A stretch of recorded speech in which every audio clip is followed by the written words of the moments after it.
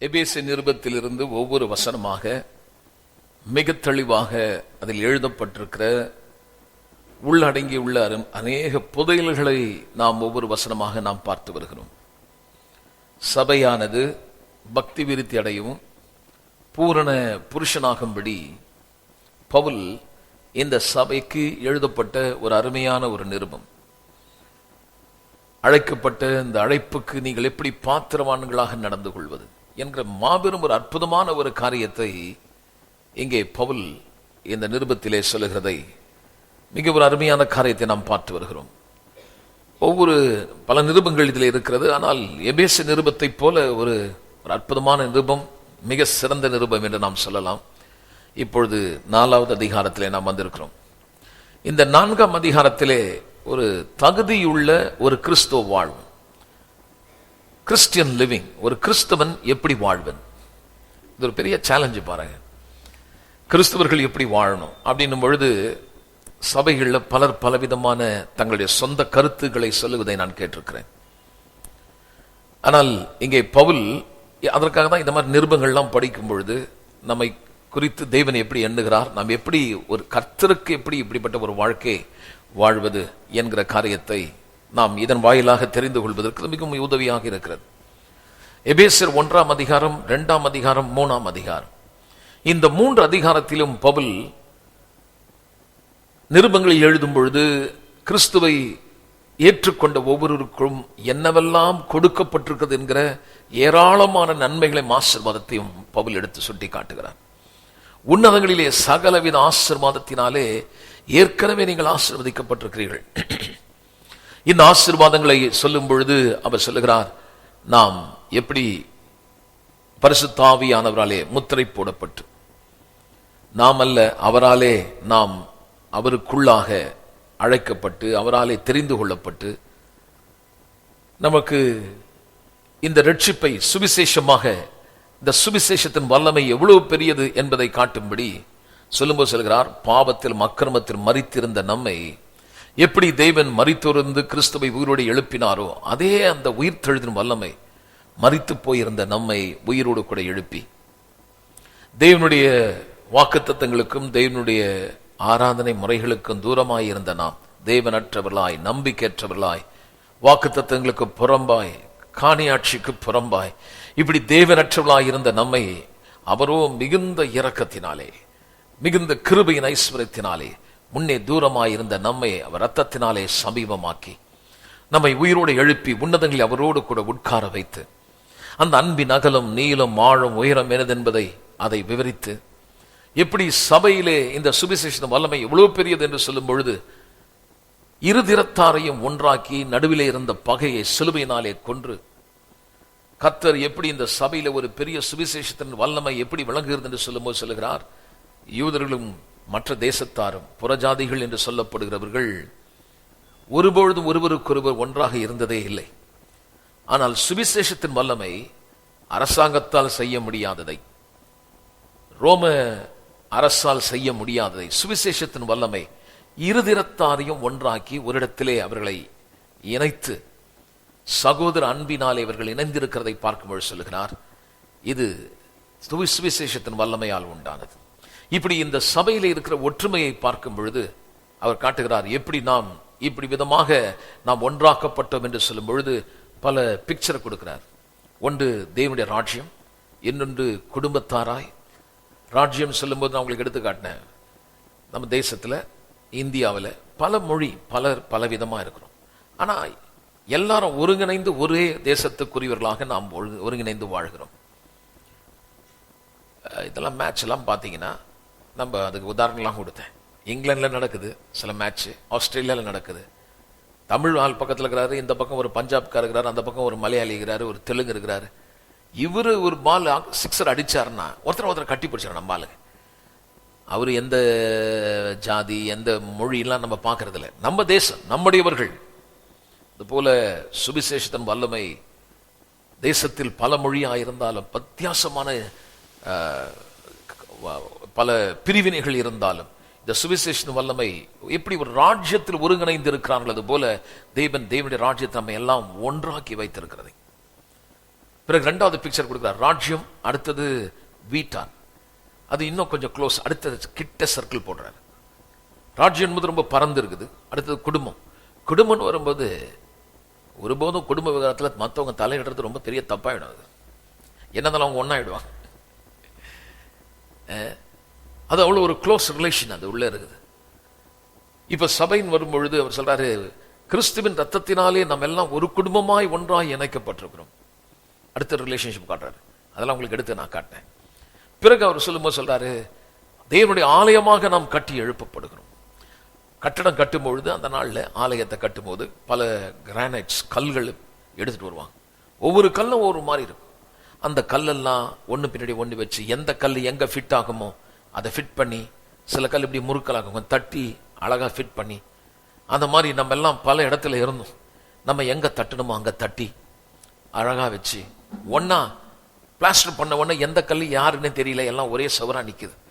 அது போல சபையில் நான் உயர்ந்தவன், நீ பெரியவன் என்றெல்லாமே எல்லாரையும் அழகாக ஒன்றாக இணைத்திருக்கிறார் என்றெல்லாம் இப்படி ஏராளமான நன்மைகளை பவுல் எடுத்து காட்டுகிறார் 3 அதிகாரத்தில். பிறகு 4ஆம் அதிகாரத்தில் வரும்போது சொல்றாரு, இவ்வளவு பெரிய நன்மைகளை செய்திருக்கிற இந்த தேவனுக்கு நீங்கள் உங்களுக்கு ஒரு அழைப்பு கொடுத்திருக்கிறாரே, அந்த அழைப்புக்கு நீங்கள் பாத்திரவான்களாக நடந்து, எல்லாம் சொல்லுவோம் பாத்திரவான்கள். த கிறிஸ்டியன் லிவிங் எப்பவுமே நம்ம என்ன செய்கிறோம் என்பதை பொறுத்தல்ல, அவர் என்ன செய்திருக்கிறார் என்பதை முதல்ல சொல்றாரு. அதை தெரிந்த பிறகு விசுவாசிகளுக்குள்ள அவர் மேல் இருக்கக்கூடிய அன்பின் நிமித்தமாக இத்தனை நன்மைகள் செய்தவருக்கு இனி நான் எந்த விதத்தில் வாழ்வது என்கிற ஒரு அருமையான காரியத்தை சொல்றார். நீங்க என்ன எப்படி செய்யறீங்களோ அதை பொறுத்தல்ல, அவர் என்ன செய்திருக்கிறாரோ அதன் அடிப்படையிலே நீங்கள் எப்படி வாழப்போகிறீர்கள், எப்படிப்பட்ட ஒரு வாழ்வை வாழ்வது என்று சொல்லி 4ஆம் அதிகாரத்திலே நீங்கள் அழைக்கப்பட்ட அழைப்புக்கு பாத்திரவான்களாக நடக்கிறதுக்கு நான் உங்களுக்கு எடுத்து காட்டினேன். எப்படி தேவன் இந்த 5 விதமான கிருபைகளை உள்ள வச்சிருக்காராம். இப்படி தேவனுக்கு பிரியமாக அவருக்கு தகுதி உள்ளவர்களாக பாத்திரவான்களாக நடப்பதற்கு விசுவாசிகள் ஆன பிறகு என்னுடைய சுய பலத்தால் அல்ல, உங்க சுய பலத்தால் அல்ல, அவருக்கு பாத்திரவான்களாய் நடக்க உங்களுக்குள்ள என்ன கொடுக்கப்பட்டிருக்கிறது? மிகுந்த மனத்தாழ்மை, சாந்தம், நீடிய பொறுமை, அன்பு, சமாதான கட்டினாலே சமாதானம், அதனால் ஒன்றாய் இணைத்து ஆவியிலே ஒருமைப்பாடு. இதெல்லாம் உங்களுக்கு எடுத்து காட்டேன். அதுக்கப்புறம் பார்த்தீங்கன்னா 1 to 3 வரைக்கும் அதை நம்ம பார்த்தோம். பிறகு 4ஆம் அதிகாரம் 4 to 6 வரைக்கும் உங்களுக்கு எடுத்து காட்டினேன். எப்படி ஒரு foundational truth about Christian living, கிறிஸ்துவ வாழ்வுக்கு அஸ்திபாரமாக இருக்கக்கூடிய காரியங்களை காட்டினேன். அது என்னன்னு பார்த்தீங்கன்னா கிருபை. கிருபையை கொடுத்து கிருபை என்றால் என்ன என்பதெல்லாம் ரொம்ப அதிகமாக நம்ம பார்த்தோம். அதுக்கு பிறகு பார்த்தீங்கன்னா இத்தனை காரியங்களை செய்யும்படி தேவன் அவனவனுக்கு கிறிஸ்துவின் ஈவின் அளவுக்கு தக்கதாக, அப்ப ஒவ்வொரு விசுவாசிக்கும் தேவன் கொடுத்திருக்கிற வரங்களை அல்லது பரிசு என்னவென்று நாம பார்த்தோம். அதாவது ஒரு தனிப்பட்ட கிறிஸ்துவனுக்கு கொடுக்கப்பட்ட வரம், சபையாக கிறிஸ்துவர்களுக்கு கொடுக்கப்பட்ட வரம். இப்படி ஒரு தனிப்பட்ட ஒவ்வொரு விசுவாசியும் ஒரு தனித்தன்மை அவங்களுக்கு தேவன் வரம் கொடுத்திருக்காரு. பிறகு நம்ம சபைக்கு ஒட்டுமொத்தமாக தேவன் கொடுத்திருக்கிற வரங்கள், இந்த ஒரு தனிப்பட்டவருக்கும் சபைக்கும் இந்த வரத்தை கொடுக்கிறதுக்கு இவருக்கு எப்படி அதிகாரம் கொடுக்கப்பட்டது என்பதெல்லாம் இதுவரைக்கும் நான் உங்களோட கூட பேசினேன். சரி, இப்ப தொடர்ந்து நம்ம பார்க்க போறோம். 11வது வசனத்திலிருந்து 16வது வசனம் வரைக்கும் நம்ம இன்னைக்கு படிக்கலாம். எபேசியர் 4ஆம் அதிகாரம் 11வது வசனத்திலிருந்து 16வது வசனம் வரைக்கும் நான் படிக்கிறேன். மேலும் நாம் அனைவரும் தேவனுடைய குமாரனை பற்றும் விசுவாசத்திலும் அறிவிலும் ஒருமைப்பட்டவர்களாகி கிறிஸ்துவனுடைய நிறைவான வளர்ச்சியின் அளவுக்கு தக்கதாக பூரண புருஷனாகும் வரைக்கும் பரிசுத்தவான்கள் சீர்பொருந்தும் பொருட்டு சுவிசேஷ ஊழியத்தின் வேலைக்காகவும் கிறிஸ்துவின் சரீரமாகிய சபையானது பக்தி விருத்தி அடைவதற்காகவும் அவர் சிலரை அப்போஸ்தலராகவும் சிலரை தீர்க்கதரிசிகளாகவும் சிலரை சுவிசேஷகராகவும் சிலரை மெய்ப்பராகவும் போதராகவும் ஏற்படுத்தினார். இனி நாம் குழந்தைகளாயிராமல் மனுஷனுடைய சூதும் வஞ்சிறதுக்கு ஏதுவான தந்திரமுள்ள போதகமாகிய பலவித காற்றினாலே அலைகளைப் போல அடிபட்டு அலைகளாய் இல்லாதபடி அன்புடன் சத்தியத்தை கை கொண்டு தலையாகிய கிறிஸ்துவுக்குள் எல்லாவற்றிலேயும் நாம் வளர்களாய் இருக்கும்படியாக அப்படி செய்தான்.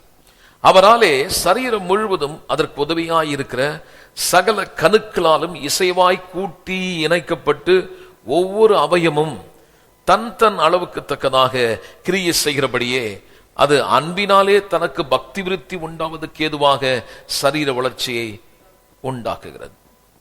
ரொம்ப இதை மாதிரி நீங்க வேதத்தை படிக்கும்போது வெறும் வார்த்தையை படிக்கிற மாதிரி இருக்கும், அது உள்ள என்ன இருக்குன்னு தெரியாது. அதுக்கு தான் பாருங்க கர்த்தர் சபையை ஸ்தாபிச்சார்.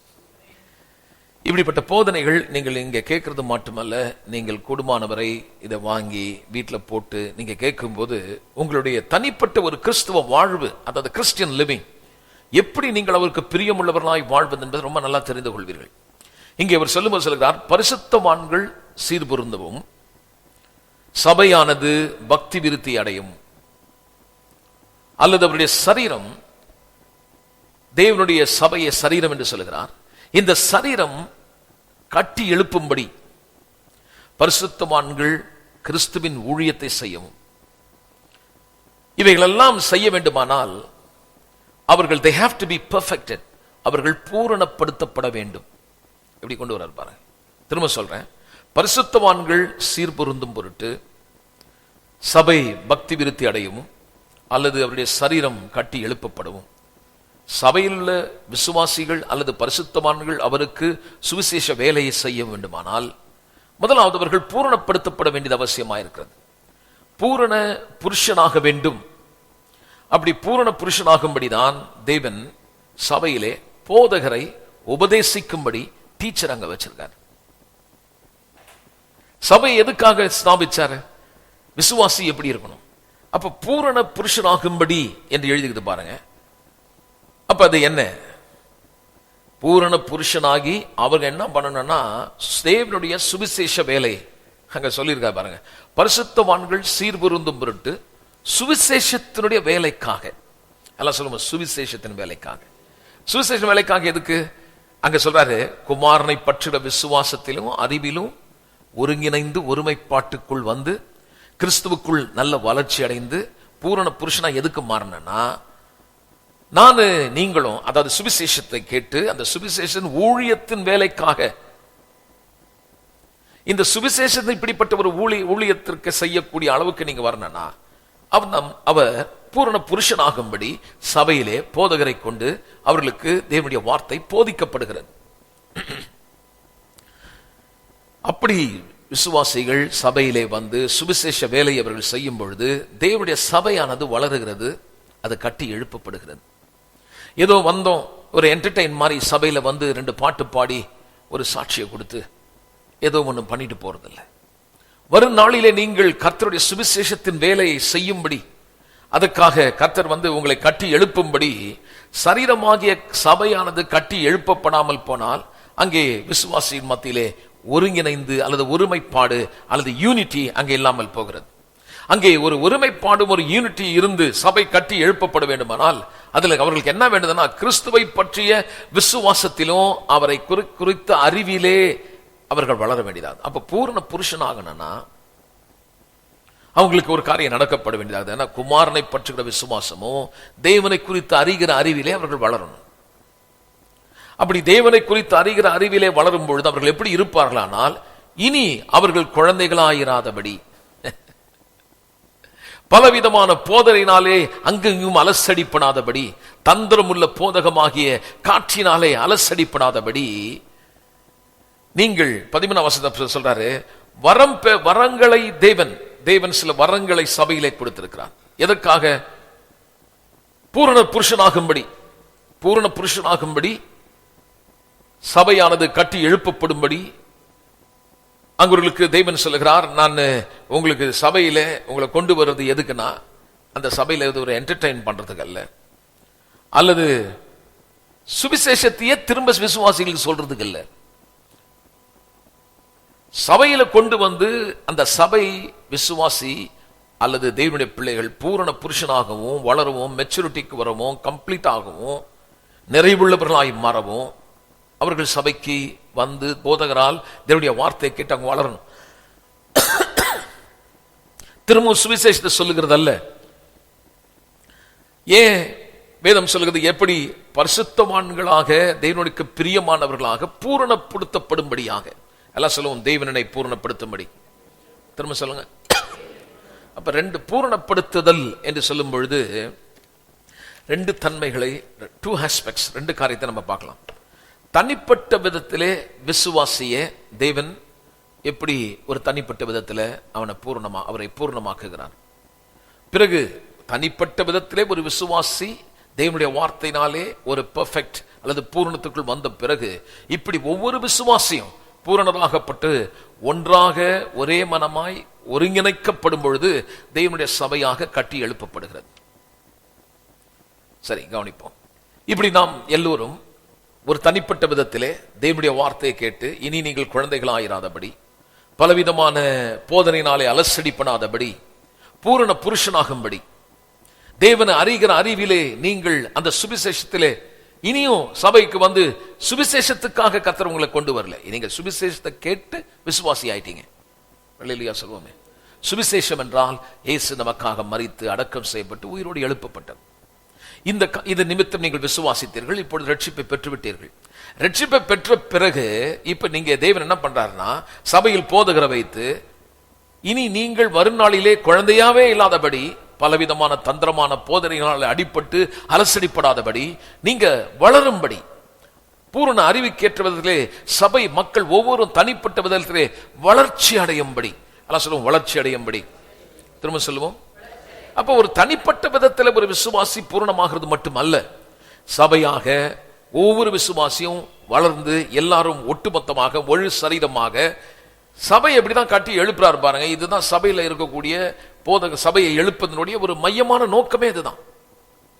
ஒரு விசுவாசிக்குள்ள ஒரு பூரணத்தை ஏற்படுத்தி அந்த பூரணமாக்கப்பட்டவர்கள் எல்லாரும் ஒருங்கிணைந்து சபையாக கட்டி எழுப்பப்பட்டு அநேகர் பார்க்கும் பொழுது இந்த தேவனுடைய மகத்துவத்தை வல்லமையை காணும்படி தேவன் சுவிசேஷத்திலே இனியும் நீங்க சுவிசேஷத்தை நின்று விடாதபடி சுவிசேஷத்தை கேட்டு விசுவாசிலே ஆனவர்கள் பூரண புருஷராகும்படி. அப்ப பரிசுத்தவான்கள் பூரண புருஷனாக நாம் எப்படி மாறணும்? ஆமென். சரி, இது பாத்தீங்கன்னா ரொம்ப ஒரு ட்ரெமெண்டஸ் ஸ்டேட்மெண்ட். பூரண புருஷர் எல்லாம் சொல்லுவோம். பிதாவாகிய தேவன் அவர் பூரணராய் இருக்கிறது போல, அவர் சர்க்குணராய் இருக்கிறது போல, be perfect even as your father in heaven. மலப்பிரசங்கத்தில் இயேசுநாதர் பேசுந்து இங்க அவர் மேற்கோள் எடுத்து இங்க காட்டுறார். உங்கள் பிதா பூரணராய் இருக்கிறது போல சர்க்குணராய் இருக்கிறது போல அங்க எழுதப்பட்டிருக்குது. ரெண்டும் ஒண்ணுதான். பூரணர் சர்க்குணர் ஏறக்குறைய ஒரே சிமிலர் தான். ரெண்டு ஒண்ணுக்கு ஒண்ணு ஒரே அர்த்தம் தான். உங்கள் பிதா பூரணராய் இருக்கிறது போல அல்லது அவர் பெர்ஃபெக்டா இருக்கிறது போல நீங்களும் பூரணராய் இருக்கும்படி. அப்போ பேசிக் ஸ்டாண்டர்ட் ஒவ்வொரு கிறிஸ்துவனுக்கும் அடிப்படை விதத்தில் பூரணமாய் இருப்பது என்பது இதுதான் முதலாவது அடிப்படையாக இருக்க வேண்டிய ஒரு காரியம்.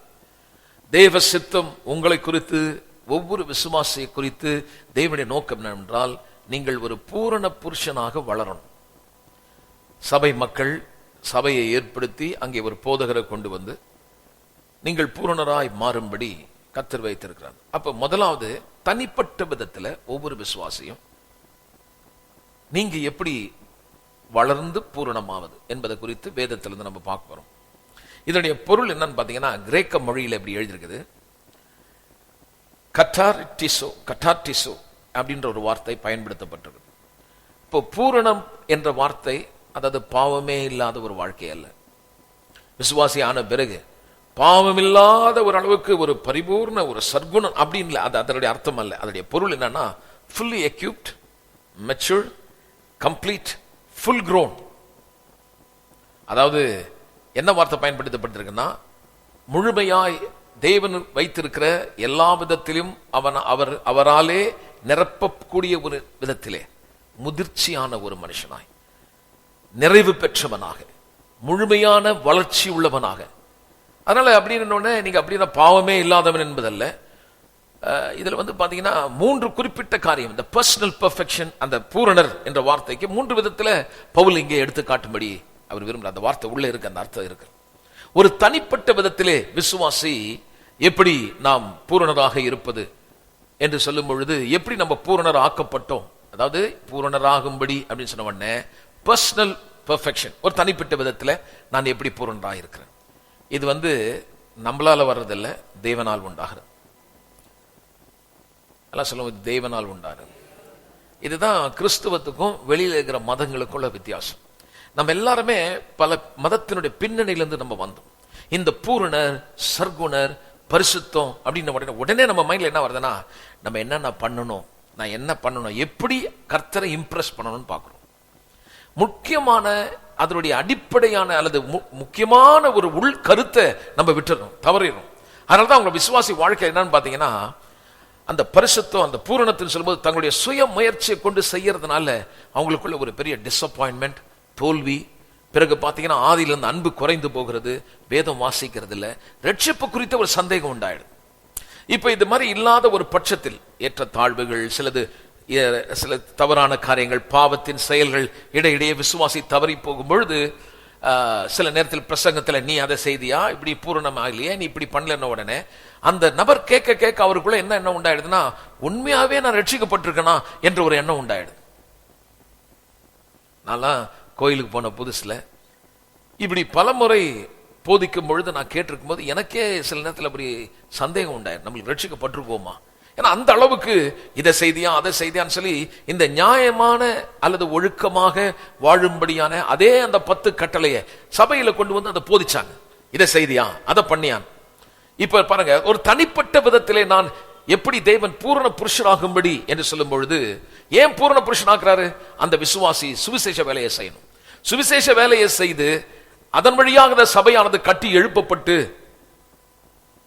அப்போ அவர் மனுஷன் ஒரு தனிப்பட்ட விதத்தில் நம்ம இது எப்படி உண்டாதுன்னு சொல்லும்போது, கிறிஸ்துவானவர் கல்வாரி சிலுவையிலே நீங்களும் நானும் எப்படி பூரண புருஷரானோம்னா, எப்படி நம்ம நிறைவு பெற்றோம்னா, முதலாவது பர்சனலா ஒரு தனிப்பட்ட விதத்தில் நீங்களும் நானும் பூரணராக்கப்பட்டிருக்கிறோம்.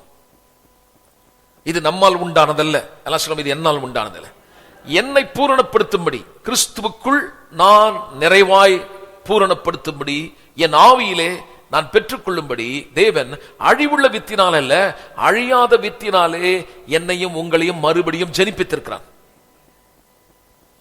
அந்த சிலுவையிலே அவர் நம்முடைய பாவங்களை தன்மேல் ஏற்றுக்கொண்டு நமக்காக மரித்ததன் வழியாக அதில் நடந்த ஒரு காரியம் என்னவென்றால், முக்கியமானது, நீங்கள் நானும் வேதம் சொல்லுது, நீதியை அறியாத நாம் தேவனுக்குள்ளாக கிறிஸ்துவுக்குள் தேவ நீதி ஆயிட்டீங்க.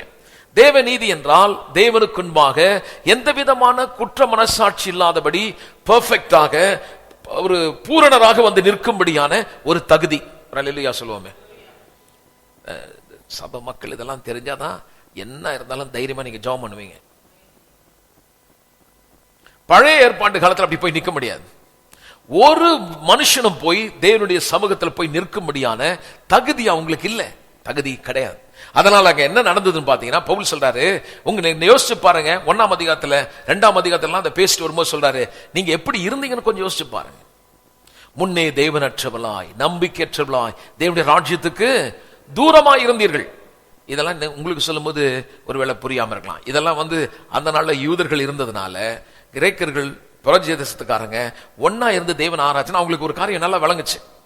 நிறைய மனசுல டிப்ரெஷனு, தேவைகள் இதெல்லாம் இருக்கும்போது தேவனுடைய ஆலயத்துல யூதர்கள் வழிபடுகிற அந்த தேவாலயத்துல வந்தாங்க. ஏன் சுத்தி இருக்கிறவங்களாம் வந்தாங்கன்னா, சுற்றி இருக்கிற எல்லா ஜனங்களுக்கும் ஒரு காரியம் தெரிந்தது, இஸ்ரவேலிலே ஒரு தேவன் ஒருவர் இருக்கிறார் என்ற. அந்த தேவன் ஒருவரே ரட்சகர், அவரே ஜீவனுள்ள தேவன் என்பதை சுத்தி இருக்க ஜனங்க தெரிஞ்சுக்கிட்டாங்க. எப்படி தெரிஞ்சாங்கன்னா, இந்த ஜனங்க பூரணரா இல்லாமல் இருந்த பொழுதும் கூட தேவன் அவர்களுக்காக யுத்தம் செய்ததை கண்ணால பார்த்தாங்க. பாலைவனம் மாற்றப்பட்டது. பாலைவனத்திலே சாக வேண்டிய இடத்திலே தேவன் அவர்களுக்காக அந்த பாலைவனத்தினுடைய கண்டிஷனே மாற்றி, பகலில் மேகஸ்தம்பம், இரவில் அக்கினி தூணை கொடுத்து, வானத்திலிருந்து மன்னாவை அருளி, சுற்றி இருக்க பெரிய பெரிய ராஜாக்கள் கண்டு பயப்படும்படி தேவன் அவர்களுக்காக யுத்தம் செய்ததை அவங்க பார்த்தாங்க. இப்ப அவங்களுக்கு என்ன தெரிஞ்சதுன்னா, ஊர்ல இருக்கிற எல்லா ஜனங்க, சுற்றி இருக்கிற எல்லா மக்களுக்கும் தெரிந்தது இந்த தேவன் ஜீவனுள்ள தேவன். ஆகவே அவங்க என்ன பண்ணாங்க, அவங்க வாழ்வில் சில நன்மைகள் பெறணும்னா இந்த ஆலயத்துல போனா ஏதாவது கிடைக்கும்னு சொல்லி நம்பிக்கையோடு வரும்பொழுது அவங்கள கோயில் உள்ள ஏத்தல, அவர்களுக்கு தேவாலயத்தை விட்டு புறமே தள்ளி ரொம்ப தூரத்தில் நிக்க வச்சாங்க. கொஞ்சம் யோசிச்சு பாருங்க எப்படி இருக்கும். ஒருவர் பிரச்சனையோட கஷ்டத்தோட வரும்பொழுது, நீ கோயில் உள்ள வரக்கூடாது, நீ வந்தினா உன்னை கல்லெறிஞ்சு கொள்ளுவாங்க, நீ புறஜாதிக்காரன், இதுக்குள்ள நீ நுழையக்கூடாது, கால் வைக்க கூடாதுன்னு சொல்லி அவங்களை தூரமாக்கிட்டாங்க. பிறகு யூதர்கள் உள்ள போனாங்க. உள்ள போகும்போது அவங்களும் தேவாலயத்துக்குள்ள இருக்கக்கூடிய மகா பரிசுத்தலத்துக்கு போக முடியாது. அவங்க எங்க இருந்தாங்கன்னா தேவாலயத்தினுடைய புறம்பே அல்லது வெளிப்புறமான வாசல்ல இருந்துட்டாங்க. பிறகு உள் பிரகாரத்துக்கு ஆசாரிகள் ஒண்டி போனாங்க. மகா பரிசுத்தலத்துல ஆசாரிகளை ஒருவர் தெரிந்து கொண்டு உள்ள போனார். அவர் எதுக்கு உள்ள போனாரு? ஜனங்களுடைய தேவைக்காக. ஜனங்களுடைய தேவைகள், அவருடைய என்னென்ன காரியங்கள் எல்லாத்துக்காக அங்கே போய் தேவனிடத்திலே விண்ணப்பம் செய்யும் பொழுது எந்த நீதியின் அடிப்படையில் போயிட்டு ஆண்டவரே எனக்கு அதை கொடுங்க இதை கொடுங்க கேட்க முடியல. ஏன்னா நியாயப்பிரமாணத்தின்படி குற்றம் சாட்டப்பட்டவர்கள் நிலையிலே, பாவிகள் என்று உணர்த்தப்பட்ட நிலையிலே அவர்கள் அறிந்திருந்தார்கள். தேவனுடைய பார்வையிலே போய் கேட்டு பதிலை பெறுவதற்கு தங்களிலே எந்த விதமான தகுதியற்ற நிலை. ஆக தேவன் அப்படி அவர்களை தகுதிப்படுத்தும்படி ஒரு காரியத்தை காட்டினார். இவர்களுக்கு பதிலாக ஒரு மிருகம் கொல்லப்பட்டது. அந்த ரத்தத்தை எடுத்துக்கொண்டு நியாயாசன பெட்டிக்கு கர்த்தர் வர சொல்லல, கிருபாசன பெட்டி அருகே கொண்டு போனார். அங்கே இரக்கத்தின் சீட் அல்லது இரக்கம், தேவனுடைய கிருபை நிறைந்த இரக்கம் உள்ள அந்த சிங்காசனத்திலே அந்த ரத்தம் தெளிக்கப்பட்டது. என்ன சொன்னாங்கன்னா, எங்க மேல நீங்க இரக்கத்தை காட்டணும், ஏனென்றால் நாங்க பாவிதான், நாங்க கொல்லப்படணும். ஆனா ஒரு கொலை நடந்தாச்சு, ஒருத்தர் கொல்லப்பட்டிருக்குது, எனக்கு பதிலாக ஒரு மிருகம் கொல்லப்பட்டிருக்கிறது. இது ஒரு டைப்பாலஜி, ஒரு நிழலாட்டம். இன்றைக்கு சபைக்கு என்ன நடந்ததுன்னு சொல்லும் பொழுது நீங்களும் நானும் எப்படி இப்படி பூரணப்படுத்தப்பட்டோம்னா, நீங்கள் உங்கள் முன்னோர்கள் அனுசரித்து வந்த பாரம்பரியத்தினால் அல்ல, சடங்குகளினால் அல்ல, நீங்கள் செய்த தானத்தினால் அல்ல, நீங்கள் செய்த கிரியைகளினால் அல்ல, உங்களுக்காக ஒருவர் சிலுவையிலே மரித்து உங்களுக்கு பதிலாக ரத்தம் சிந்தப்பட்டதன் வழியாக உங்களுக்கு என்ன கிடைச்சா நீதினா பூரணராக அல்ல தேவ சமூகத்திலே நிற்கும்படியான ஒரு தகுதி உங்களுக்கு கொடுக்கப்பட்டாகிவிட்டது. சரி, நான் இன்னும் வசனத்தை எடுத்து காட்டுறேன். 1 கொரிந்தியர்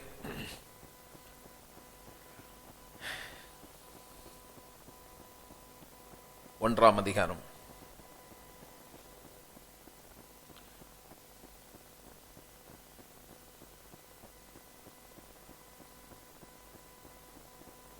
Amen, Lord. Hallelujah.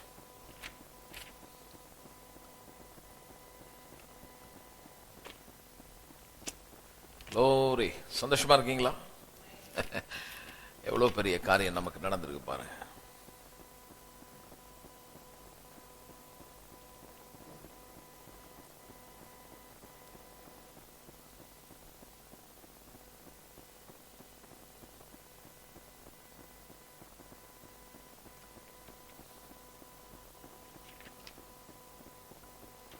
Is that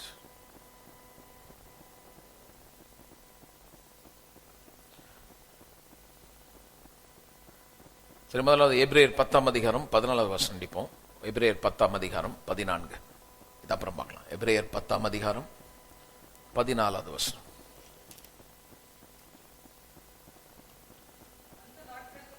இல்ல 10-14 நான் படிக்கிறேன். 10ஆம் அதிகாரம் 14.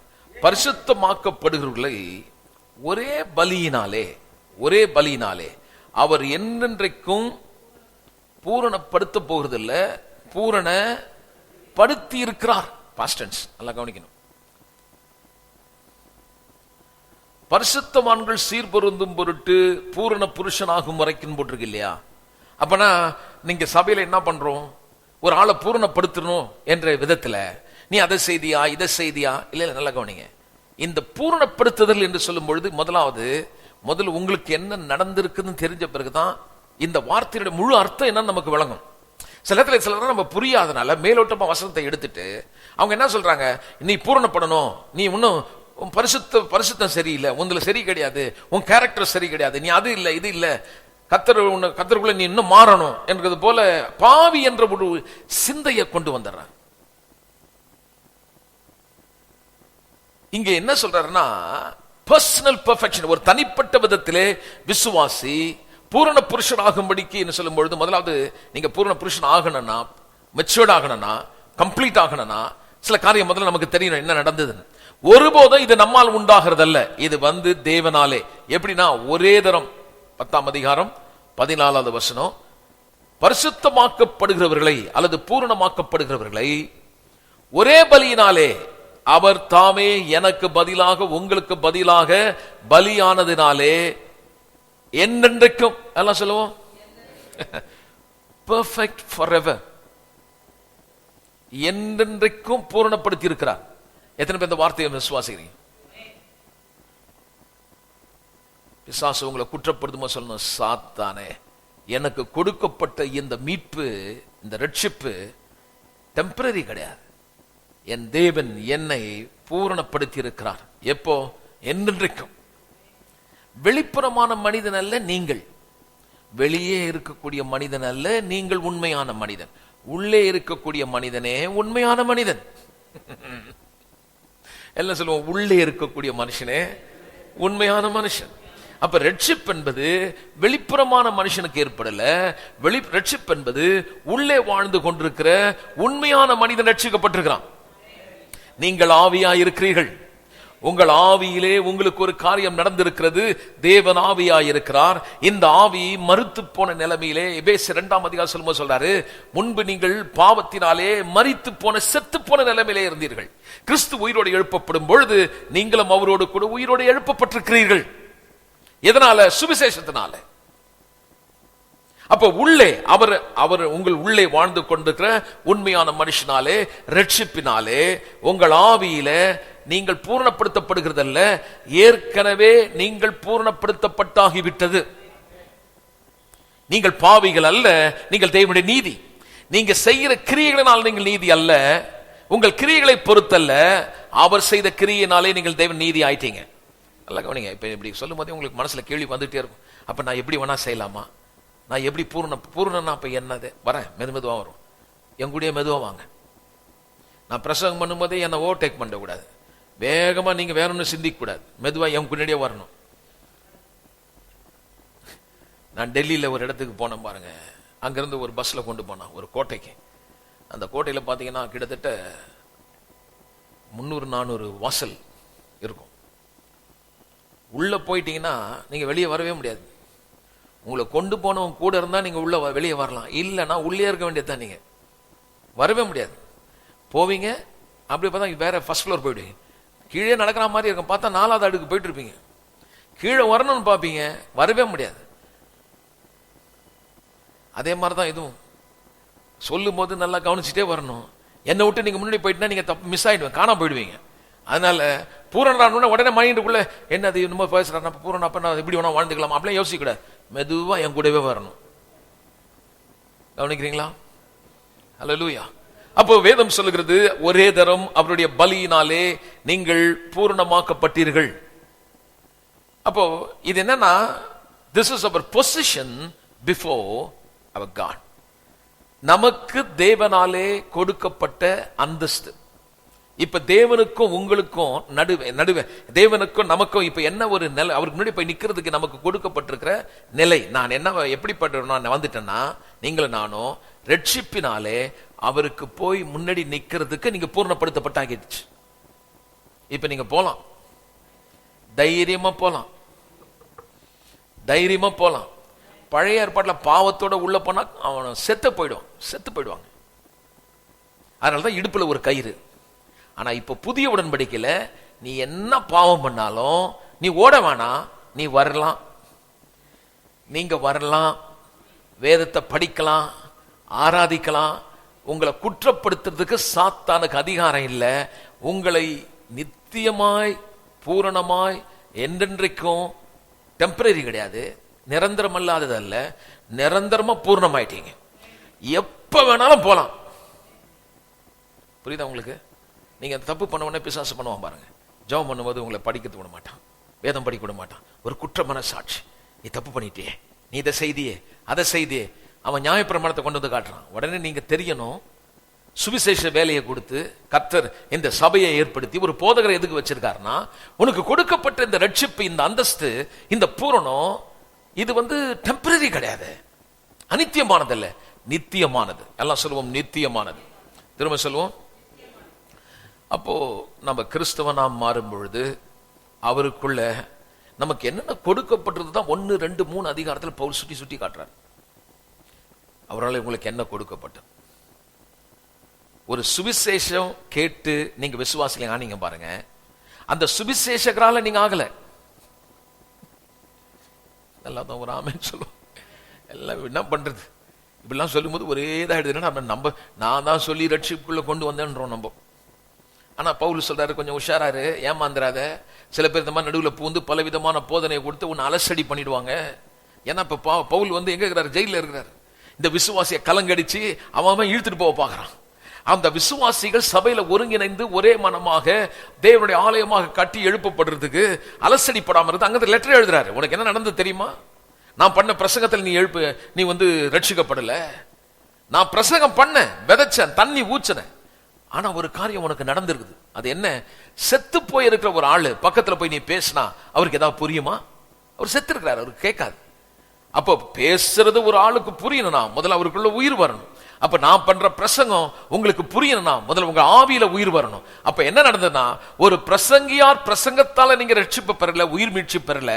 பரிசுத்த ஆவியானவர் இயேசுவை உயிரோடு எழுப்பினார் பாருங்க, அதே ஆவியான உயிராய் எழுப்பதுனாலதான் உங்களுக்கு புரிஞ்சது, அதனால நீங்க ரட்சிக்கப்பட்டீங்க. அப்ப முதல்ல உங்களுக்கு ரட்சிப்பு எங்க இருந்து வந்ததுன்னா, உங்களை உண்டாக்கின, உங்களை மறுபடியும் பிறக்க செய்தவர் என் ஆண்டவராக இயேசு. மனுஷனுக்கெல்லாம் பெருமை கிடையாது, கர்த்தர் ஒரு கருவியா பயன்படுத்தி இருக்காரு. போதிச்சார், உண்மைதான், சொன்னது உண்மைதான். ஆனா அவருடைய வார்த்தை அல்ல. என்னதான் ஒரு சாமர்த்தியமா அல்லது ஆவியான ஒரு அபிஷேகத்தால நிறைஞ்சு பிரசங்கம் பண்ணா கூட எல்லாரும் ரட்சிக்கப்படலையே. அனல் பறக்குது. சில நேரத்தில் நமக்கு ஆச்சரியமாகுது, இன்னைக்கு என்ன மாதிரி பிரசங்கம் பண்ணாருன்னா சில பேர் தூங்கிட்டு இருக்கானே, சில பேர் உறங்குறாங்களே, அவங்களுக்கு புரியலையே, வந்த மாதிரியே போறாங்களே. காரணம் என்ன? அந்த பிரசங்கியா சரியா பிரசங்கம் பண்ணாதனாலயா? பிரசங்கம் பண்ணுவது பிரசங்கியாருடைய வேலையை கர்த்தர் கையில கொடுத்துட்டார். ஆனா ஆவியானவர் உயிரோட எழுப்புறார். யார உயிரோட எழுப்புறாரு? யாரெல்லாம் உள்ள வரும்போது ஒரு தாகத்தோட வராங்களோ அவங்களுக்கு கர்த்தர் உதவி செய்றார். இது ராஃபல் டிக்கெட் கிடையாது. நீ சரி இன்னைக்கு இவர் ரட்சிக்கப்பட்டோம், சரி நாளைக்கு இவர் அப்படி வைக்கிறது இல்லை. அவரு சில பேர் உள்ள வராங்க, சில பேர் ரட்சிக்கப்படுறாங்க, சில பேர் ரட்சிக்கப்படல. காரணம் என்னன்னா, கர்த்தர் அப்படி முன்குறிச்சிட்டு நினைக்காதீங்க. இல்ல இல்ல இல்ல, அவங்க தாகத்தை பொறுத்து, தேடுதல், ஹங்கர், தர்ஸ்ட், பசி, தாகம், தேவனை தேட வேண்டும், என் ஆன்மா உயிர் பெறணும், இந்த தேவன் ஒருவர் இருக்கிறாரா எனக்கு வேண்டும் சொல்லி யாராவது ஒரு மனுஷன் தேட ஆரம்பிச்சாலுமே கர்த்தர் அந்த மனுஷனை உயிரோடு எழுப்பிடுறார். தேடுகிற எவனும் கண்டடைகிறான். அல்லேலூயா. அப்ப பவுல் சொல்கிறார், இந்த 3 அதிகாரம் சொல்லும்போது நம்ம ஏற்கனவே அவருக்குள் நீங்க கம்ப்ளீட் ஆயிட்டீங்க. அவராலே நீங்க உயிரோடு எழுப்பப்பட்டு உன்னதங்களில் அவரோடு கூட உட்கார பண்ணப்பட்டீர்கள். என்ன சொல்றாருன்னா, அவரோட உட்கார பண்ணப்பட்டா நீ நீதி ஆயிட்டேன்றார். பாவம் செய்த உடனே ஆதாம் போய் ஓடி ஒளிஞ்சிட்டாரு. ஏன் ஒளிஞ்சிட்டாரு? முன்னாடி நிக்கிறதுக்கு தகுதி இல்லை, பயம். பாவத்தின் விளைவினால அவருக்கு முன்னாடி நிக்க தகுதி இல்லாதவர் இல்லை. இப்ப நமக்கு அவர் பக்கத்திலே உட்கார வச்சிட்டார். இனி விசுவாசி ஓடி ஒளிய வேணாம். உங்களை எழுப்பி, உயிரோடு எழுப்பி, உன்னதங்களிலே அவர் பக்கத்துல உட்கார்ந்து இருக்கீங்க. அப்படின்னு என்ன அர்த்தம்? நீங்க பெர்ஃபெக்டா ஆயிட்டீங்கன்னு அர்த்தம். ஒரு பிள்ளை அப்பா பக்கத்தில் தைரியமா உட்கார்றாருன்னா அவருக்கு அப்பாவுக்கும் எந்த பிரச்சனை இல்லைன்னு அர்த்தம். அப்பா வரும்போது பையன் ஓடி ஓடி ஓடி ஒளிறாருன்னா அவருக்கும் அப்பாவுக்கும் ஏதோ பிரச்சனை இருக்குன்னு அர்த்தம். இப்ப அவருக்கு முன்னாடி நிக்கிறதுக்கு அல்லது உட்கார்றதுக்கு ஒரு தகுதி வந்தது, அது கூட அவரால் வந்தது. ஆமென். ஹல்லேலூயா. சரி, முதலாவது இந்த ரட்சிப்பினாலே நாம் ஏற்கனவே பூரணப்படுத்தப்பட்டோம், நாம் நீதியானோம், நாம் அவருக்குள்ளே அவருடைய சுபாவம், ஜென்ம சுபாவத்துக்கு, தெய்வீக சுபாவத்துக்கு பங்குள்ளவர்கள் ஆயிட்டோம். எல்லாம் சொல்லுங்க, தெய்வீக சுபாவத்துக்கு. இதெல்லாம் படிக்கும் போது எனக்கு அப்படியே புல்ல அரிச்சது. ஜென்ம சுபாவத்தில் இருந்த நம்மள தெய்வீக சுபாவத்து பங்குள்ளவர் ஆகிட்டான். எல்லாம் சொல்லுங்க.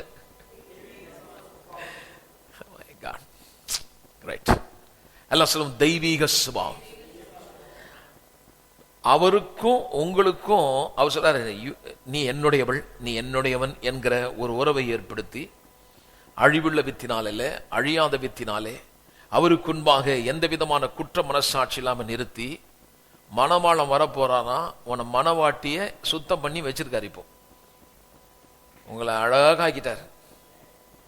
அல்லேலூயா. இது உள்ள நடந்தாச்சு, ரட்சிப்பால வந்தது.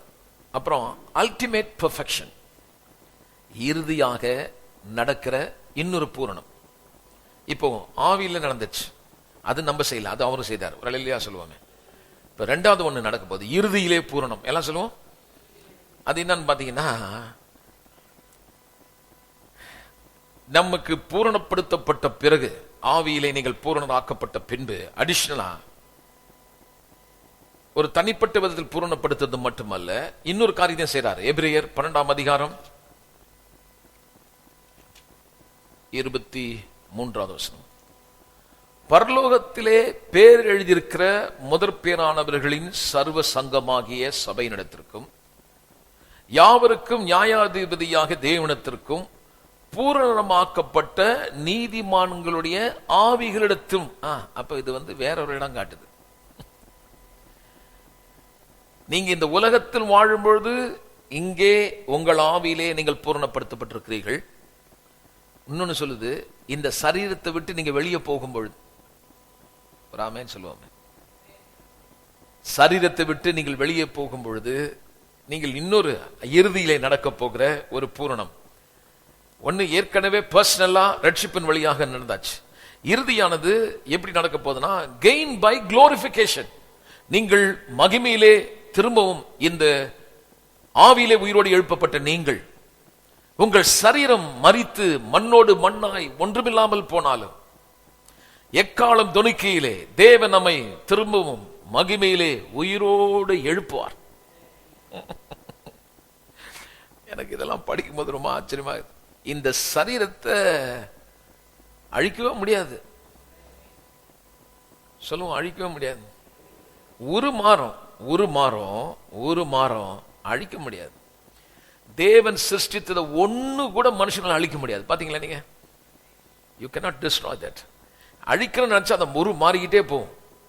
கொளுத்துனா கார்பன் ஆகும். ஒரு ஃபார்மேஷன் டு நடந்த ஃபார்மேஷன், அவ்வளவுதான். அழிச்சிட்டேன்னு சொல்ல முடியாது. அங்க இருக்கும், அந்த சப்ஸ்டன்ஸ் இருக்கும், எஞ்சி நிற்கும். ஹலோ, அந்த எஞ்சி நிக்குது பாருங்க, அதை திரும்ப உயிரோடு எழுப்புவார். ஏன்னா அங்க இருந்தா வந்தது. இந்த சரீரம் எங்க இருந்து வந்ததுன்னா, பூமியிலிருந்து மண்ணை எடுத்து ஒரு சரீரத்தை உண்டாக்குனார். அதனாலதான் இந்த சரீரத்துல நீங்க டெஸ்ட் பண்ணா, லேபு கொண்டு போய் நீங்க டெஸ்ட் பண்ணா, இதுல என்னென்ன இருக்குன்னு பாத்தீங்கன்னா, இந்த பூமியில என்ன இருக்குதோ அத்தனையும் இதுல இருக்குது. கோல்டு இருக்குது, சில்வர் இருக்குது, ஜிங்க் இருக்குது, கால்சியம் இருக்குது, பாஸ்பரஸ் இருக்குது. எல்லாம் இதுல இது பூமியில இல்லாதது எதுவுமே இதுல ஸ்பெஷலா இருக்காது. இதுல இருக்கிறது அத்தனையும் பூமியில இருக்கும், பூமியில இருக்கிறது அத்தனையும் இதுல இருக்கும். அது மட்டும் இல்ல, இந்த சரீரத்துக்கு நல்ல பலன் வரணும்னா இந்த பூமியில இருக்கிறது கொடுத்தாதான் இது நல்லா இருக்கும். ஏன் எதுல இருந்து வந்தது? பூமியிலிருந்து வந்தது. பூமியிலிருந்து வந்ததுனால பூமியில இருக்கிறது அது கொடுக்கணும். பூமியிலிருந்து வர அரிசி, பூமியில இருந்த பருப்பு, பூமியில இருந்து வந்த ஓட்ஸ், பூமியில இருக்கிற கோதுமை. ஒருத்தர் எழுதியிருக்காரு, மனுஷன் 120 வயசு இருக்கிற ஒரு பிரச்சனை இல்லாம நல்லா வாழ்ந்தனா ஆதியாமத்தை படிச்சாலுமே நல்லா வாழ்ந்தலான்னு. மனுஷனுக்கு புல்லும் பூண்டும் என்ன ஆகாரமா இருந்தா? என்னங்க பேசவே மாட்டீங்க? எது ஆகாரம்? புல்லும் பூண்டும். அரிசி சாப்பிடக்கூடாது, கோதுமை சாப்பிடக்கூடாது. அரிசி நெல்லை போட்டு அதுல இருந்து பச்சையா சின்னதா முளைச்சு வருத அந்த புல்லு சாப்பிடணும். பூண்டுன்னா வெங்காயம், பூண்டு, இந்த மாதிரி இந்த பூண்டு வகைகள். இதை சாப்பிட்டாலுமே விஞ்ஞானிகள் சொல்றாங்க மனுஷனுக்கு நோயே வராதான். மனுஷன் பாவம் செய்த பிறகுதான் ஆடு மாடு பண்ணி சாப்பிடணும்னு ஆசை வந்துடுச்சு. வாயில போட்டதுனாலதான் இப்ப வியாதி எல்லாம் அப்படி பாக்குறாங்க. வியாதி எதுல வந்தது? உட்கொள்ளுக்கூடிய உணவுலையும் தண்ணியில தான் வியாதி. அதனாலதான் கர்த்தர் சொல்றாரு, நீ அல்பாயுசுல செத்துறாத, எனக்கு பாய்சனை சாப்பிடுங்கிற நீ. அதனால உன் கை அது மேல வச்சு அப்பன் தண்ணீரை ஆசீர்வதித்து வியாதியை உன்னை விட்டு விலக்குவேன்னு சொன்னேனே, அதை சொல்லிட்டு சாப்பிடுன்றார். இவரை மாதிரி பாடியை ஃபிட் பண்ணக்கூடிய ஒரு யாருமே இல்லை. அப்படி நல்லா ஃபிட் ஆகிறாரு. அந்த மாதிரி சொல்லி கொடுக்குறாரு, இப்படிலாம் செய்யும். இந்த சரீரத்தை நாம் பார்க்கிறோம். இன்னைக்கு இந்த சரீரம் பலவீனம். நாளுக்கு நாள் இந்த சரீரம் அழிவை தரித்துக் கொள்கிறது, சாவாமையை தரித்துக் கொள்கிறது. என்றைக்கு நீங்கள் ரட்சிக்கப்பட்டீர்களோ, இந்த ரட்சிப்பு இதனுடைய உள்ளே மனுஷனால் நீங்கள் உள்ளே அவராலே பூரணப்படுத்தப்பட்டதன் விளைவு அடுத்தது குளோரிபிகேஷன். திரும்பவும் அதனுடைய கெயின், அதனுடைய லாபம் என்னன்னா, இந்த சரீரத்தை திரும்பவும் தேவன் மகிமையோடு கூட உயிரோடு எழுப்பி, எல்லாம் சொல்லுவோம் தேவன் உயிரோடு எழுப்புவார். புது சரீரம், எல்லாம் சொல்லுவோம் புது சரீரம். அல்டிமேட் பெர்ஃபெக்ஷன், இறுதியிலே இதுவும் பூரணப்படுத்தப்படுகிறது. அப்போ பர்சனல் பெர்ஃபெக்ஷன் அவரால் வந்ததுங்க. திரும்பவும் கடைசி நாள் அவர் உயிரோடு எழுப்ப போறாரு. அதுவும் தேவனால் நடக்க போகுது. ஒன்னு கிறிஸ்துவால் நடந்த ரட்சிப்பு, ரெண்டு தேவன் பிதாவாகிய தேவனால் இந்த சரீரம் திரும்பவும் நமக்கு கொடுக்கப்படும், அங்கே பூரணப்படுத்தப்படும். பிறகு என்ன சொல்றாருன்னா, இப்போ ஏன் அப்ப சபையை வச்சு பூரணனாக்கும்படி அந்த வார்த்தையை போட்டார்? போதகருடைய வேலை என்னன்னா, இந்த ரெண்டு காரியங்கள் உனக்கு ஏற்படுத்ததை பண்ணு கொண்டு இதை நீ மைண்ட்ல வச்சு, என் ஆவியிலே தேவன் என்னை பூரணப்படுத்தி இருக்கிறார், இதோடு நான் முடிகிறதல்ல, கடைசி நாளிலே தேவன் என்னை உயிரோடு கூட எழுப்புவார் என்று சொல்லி அதை அறிந்து, மற்றொன்று பிராக்டிக்கல் பெர்ஃபெக்ஷன். இதான் சபை செய்ய வேண்டியிருக்கு. சபை செய்ய வேண்டியது என்னன்னா, இது ரெண்டையும் அறிந்த பிறகு நாம் இந்த உலகத்தில் வாழ்கிறோம். நம்முடைய வாழ்விலே தேவன் ஏற்படுத்தின ரெண்டுக்கும் மேட்ச் பண்ற மாதிரி வாழணும். நான் சொல்றது புரியுதுங்களா? தேவன் என்னை ஆவியிலே என்னை மறுபடியும் பிறக்க வைத்து பூரணமில்லாத என்னை பூரணப்படுத்தினார் என்ற நிச்சயத்தையும் அறிந்து, புரிந்து, விசுவாசித்து, கடைசி நாளிலே தேவன் என்னை உயிரோடு எழுப்புவார், பிதாவாகிய தேவன் அந்த ரட்சிப்பு நிமித்தமாக பூரணப்படுத்தப்பட்ட என்னை தேவன் மகிமைப்படுத்துவார் என்று அறிந்து, அதற்கு ஒத்த விதத்திலே இந்த பூமியிலே அவருக்கு பிரியமாக நீங்க வாழணும். இவ்வளவு பெரிய கனம் நிறைந்த ஒரு காரியத்தை கொடுத்தபடினாலே பூரணப்படுத்தப்பட்டிருக்கிற நீங்கள் பூரணமில்லாதவர்களை போல வாழக்கூடாது. புரிஞ்சதான் ஆமென் வரணும்.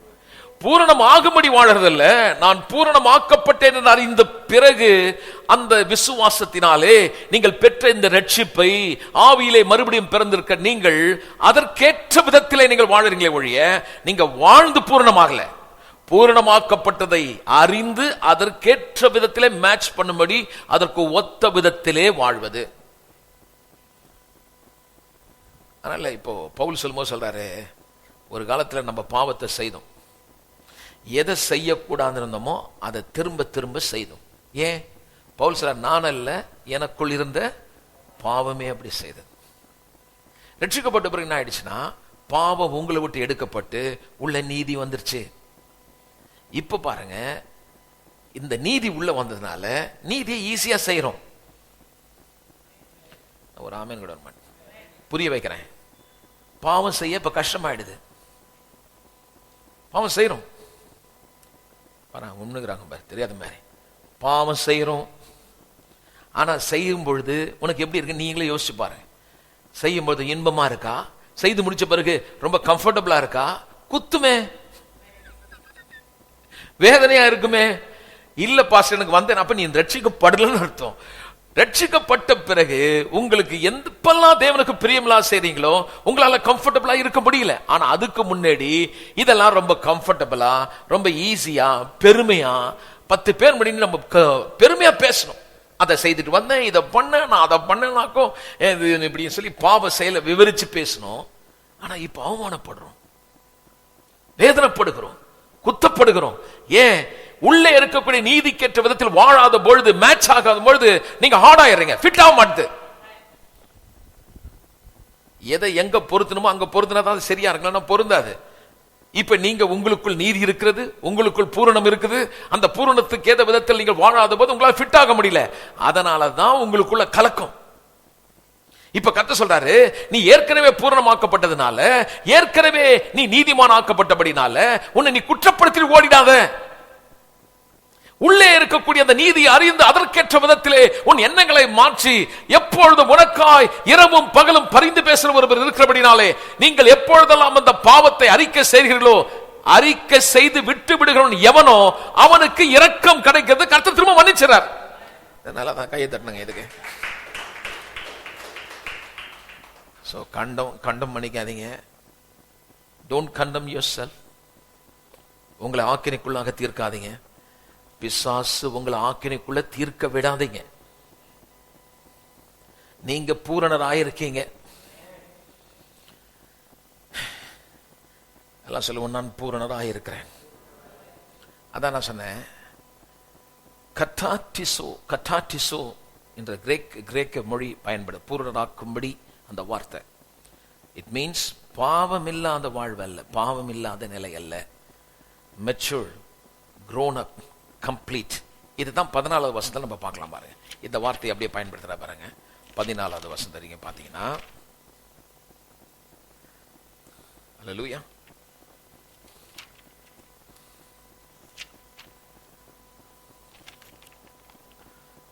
இனி நாம் குழந்தைகளாயிராதபடி மனுஷுடைய சூதும் வஞ்சிற்கு ஏதுவான தந்திரமுள்ள போதகமாகிய பலவித காற்றினாலே அலைகளைப் போல அடிபட்டு இல்லாதபடி குழந்தைகளாயிராதபடி. அப்படின்னா என்னது? இதுல 14, தமிழ்ல 13 வருது பாருங்க. நீங்கள் அப்போஸ்தலராகவும் 12 வருது. இந்த இங்கிலீஷுக்கும் தமிழுக்கும் ஒரு பெரிய பிரச்சனை. பரிசுத்தவான்கள் சீர்பொருந்தும் பொருட்டு சுவிசேஷன் வேலைக்காகவும் கிறிஸ்துவின் சரீரமாகிய சபையானது பக்தி விருத்தி அடைவதற்காகவும் சில அப்போஸ்தலராகவும் தீர்க்கதரிசிகளாகவும் சில சுவிசேஷராகவும் சில மேய்ப்பராகவும் போதகராகவும் ஏற்படுத்தினார். இனி நீங்கள் குழந்தைகளாயிராமல் மனுஷனுடைய சூதும் வஞ்சிற்கு எதுவான தந்திரமுள்ள போதகமாகிய பலவித காற்றினாலே நீங்கள் அடைபடாதபடி நாம் வளருளாயிருக்கும்படி 15வது வசனம் சொல்றாரு, அன்புடன் சத்தியத்தை கை கொண்டு தலையாக கிறிஸ்துவுக்குள் எல்லாவற்றையும் வளருளாயிருக்கும்படி அப்படி செய்தார். அவராலே சரீரம் முழுவதும் உதவியாயிருக்க சகல கணுக்களால் இசைவாய் கூட்டி இணைக்கப்பட்டு ஒவ்வொரு அவையும் தன் அளவுக்கு தக்கதாய் கிரியை செய்கிறபடியே அன்பினாலே தனக்கு பக்தி விருத்தி உண்டாக்கியதாக சரீர வளர்ச்சியை, அப்போ இந்த கம்ப்ளீட்னஸ், மெச்சூர்டு, அங்க பாருங்க சரீர வளர்ச்சியை காட்டுறார். பரிசுத்தவான்கள் சீர்பொருந்தும் பொருட்டு, சீர்பொருந்தும் பொருட்டுன்னு சொல்லும்போது பூரணம் அடையும் பொருட்டு, பெர்ஃபெக்ட் ஆகும்படி, பூரணராகும்படி. அப்போ the practical perfection சொல்லும்போது 1 கொரிந்தியர் 1ஆம் அதிகாரம் 10வது வசனத்தை நம்ம படிப்போம். அந்த யூனிட்டி, சரீரம் முழுவதும் இசைவாய் இணைந்து ஒரே காரியத்தை பேசணும். 1 கொரிந்தியர் 1ஆம் அதிகாரம் 10வது வசனம். நீங்க எல்லாரும் மாத்தி மாத்தி பேசாம எல்லாரும் ஒரே காரியத்தை பேசவும், பிரிவினை இல்லாமல் ஏக மனதும் ஏக யோசனை உள்ளவர்களாய் சீர்பொருந்தி இருக்க வேண்டும் என்று நம்முடைய கர்த்தராகிய இயேசுவின் நாமத்தினாலே உங்களுக்கு கட்டளையிடுகிறேன்.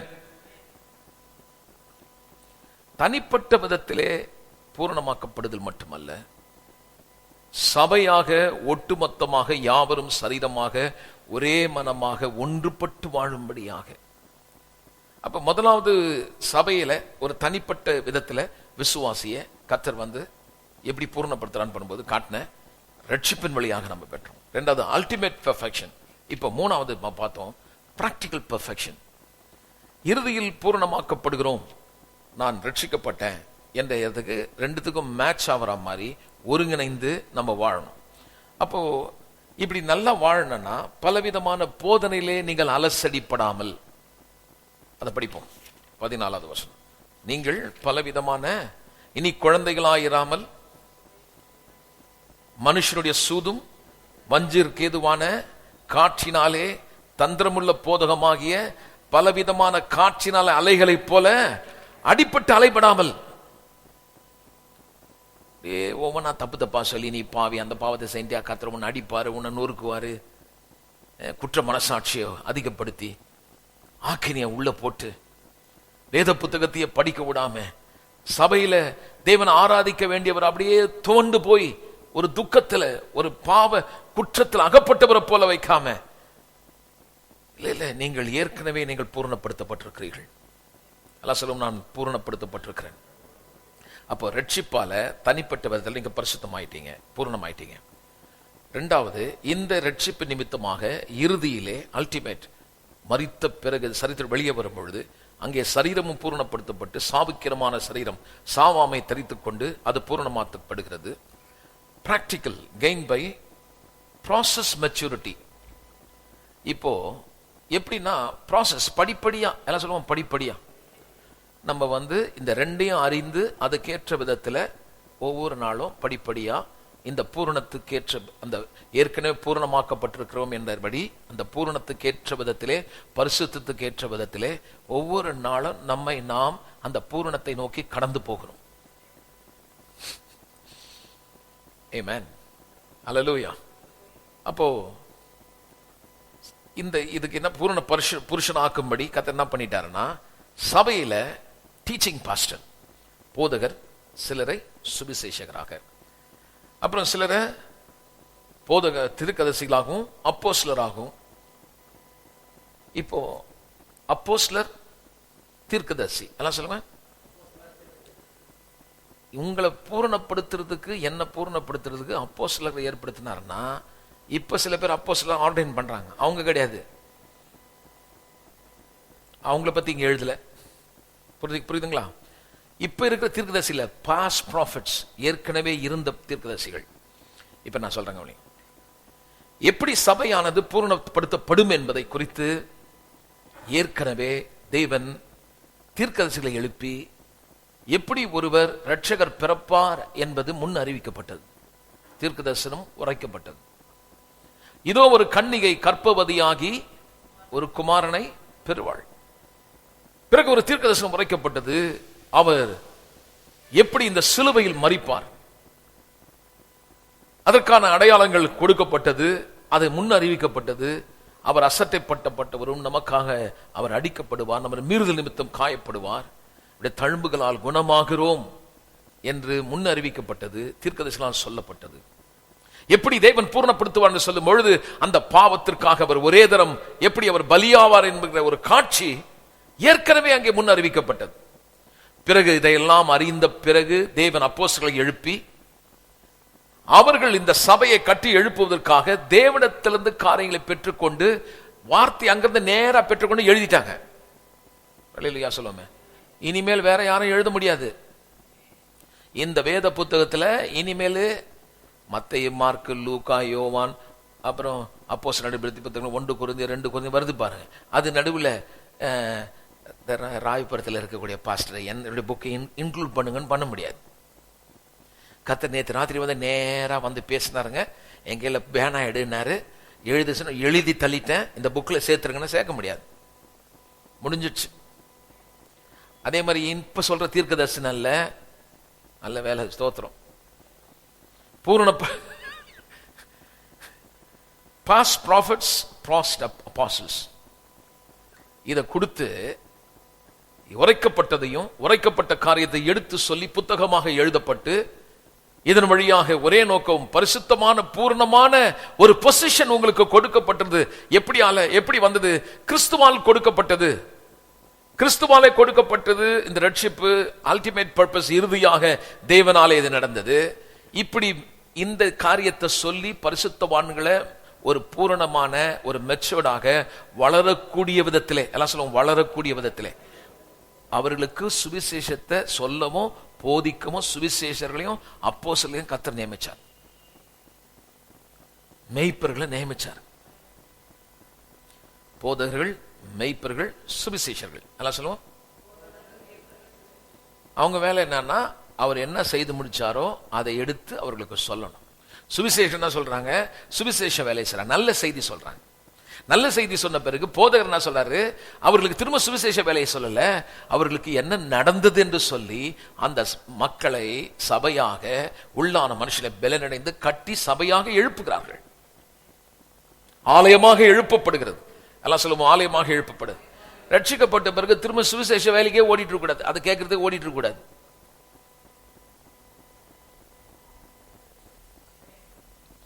சில பேர் இப்படியே போயிட்டு இருப்பாங்க, பாட்டு கேட்டுருப்பாங்க, பாட்டு அங்க எங்கேயோ ஒரு பாட்டு நடத்துறாங்களா கச்சேரி, அங்க போய் உட்காந்துருப்பாங்க. பொழுதுபோக்கா ஞாயிற்றுக்கிழமை அங்கெல்லாம் போய் உட்காரக்கூடாது. ஒண்ணுமே ராமன் கூட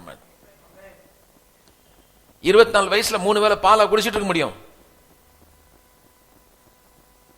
12 வயசு பையன் ஆயிட்டா இன்னும் 3 வேளை பாலே குடுமானா, 10 வயசு ஆயிட்டு எனக்கு வெறும் 3 வேளை தயிர் சோறு நிலைமை நம்மளுக்கு ஒத்து வர மாட்டுது.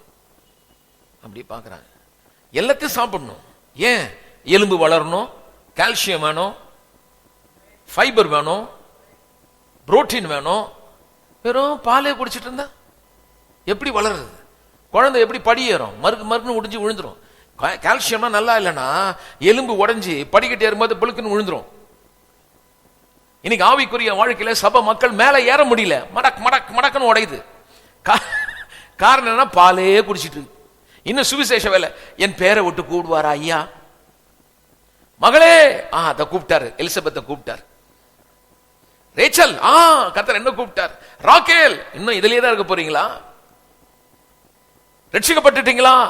இனி ரட்சிக்கப்பட்ட பிறகு சபையை ஸ்தாபித்து அங்கே சுவிசேஷம் சொல்லும்படி அல்ல, not for edification. உங்களை ஏதோ பக்தி விருத்தி பண்றதுக்காக ரெண்டு விதமான காரியத்துக்கு எக்ஸார்டேஷன் கிடையாது.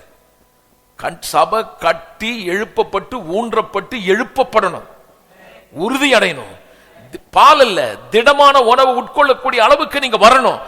அதுக்கு தான் சபையை ஸ்தாபித்து கர்த்தர் போதகர்களை நியமிச்சிருக்கிறார். ஒரு ஊழியம் இன்னொரு ஊழியத்துக்கு விரோதமாக எழுப்பப்படல. சுவிசேஷ ஊழியம் பாவத்தில் இருக்கிற மனுஷன் சபைக்குள்ள வர்றதுக்கும், சபைக்குள்ள வந்த மனுஷன் போதகராலும் மேய்ப்பர்களாலும் கட்டப்பட்டு எழுப்பப்படும்படி. பிறகு ரட்சிக்கப்பட்ட நீங்க திரும்பவும் குழந்தை மாதிரி அங்கங்க போயிட்டு இருக்க கூடாது. பாட்டு பாடுறாங்கயா, என்ன பாட்டு, என்ன ஆராதனை. ஆராதனையை நீங்க பண்றதுனால நீங்க விடுதலையா வெற்றியா வாழ முடியாது. Person of Jesus plus principle. தேவனை ஆராதிக்கிறது ஒன்று, இன்னொன்று தேவனுடைய வார்த்தையில் உள்ள பிரமாணம். அல்ல சொல்லுங்க, தேவனை ஆராதிப்பது ஒன்றும் அல்லது கிறிஸ்துவை அறிந்து கொள்வதும் ஜெபத்தின் வழியாக ஆராதனை வழியாக, அது மட்டுமல்லாமல் வார்த்தையிலே பலனடைவது. அதான் இயேசு ஒருவன் என்னிலும் ஆராதிக்கிறது ஜெபம் பண்ணணும். ஆனா இன்னும் குழந்தை மாதிரியே பண்ணிட்டு இருக்க கூடாது. சில காரியங்கள் உங்களுக்கு விளங்கணும், புரியணும். நீங்கள் யார்? பிசாசு உங்களை குற்றப்படுத்தி உங்களை ஆக்கினைக்குள்ள கொண்டு வந்து பழைய நியாயப்பிரமாணத்தை கொண்டு வந்து காட்டுறான். இந்த நியாயப்பிரமாணத்தின்படி நீ குற்றம் சாட்டப்பட்டிருக்கிறாய். உடனே அழுதுட்டு பயந்துட்டு சபைக்கு வரதை நிறுத்தக்கூடாது. நீங்க சொல்லணும், நியாயப்பிரமாணம் என்ன பூர்ணப்படுத்தலையே, நியாயப்பிரமாணம் என்ன பரிசுத்தப்படுத்தலையே. இந்த நியாயப்பிரமாணம் ஆக்கினை கொடுக்கிறது, ஆனா நான் நியாயப்பிரமாணத்தினால நீதி ஆகலையே. இயேசுவின் ரத்தத்தால் நான் நீதிமான் ஆகியிருக்கிறேன். சாத்தானே, நீ இதை கொண்டு வந்து என்னை குற்றப்படுத்த உனக்கு அதிகாரம் இல்லை. ஆகவே நான் ஏற்கனவே என் ஆவியிலே பூர்ணப்படுத்தப்பட்டபடினாலே அதற்கேற்ற விதத்தில் நான் வாழாமல் போகிற பட்சத்தில் நான் பயந்து ஓட வேண்டிய அவசியம் இல்லை.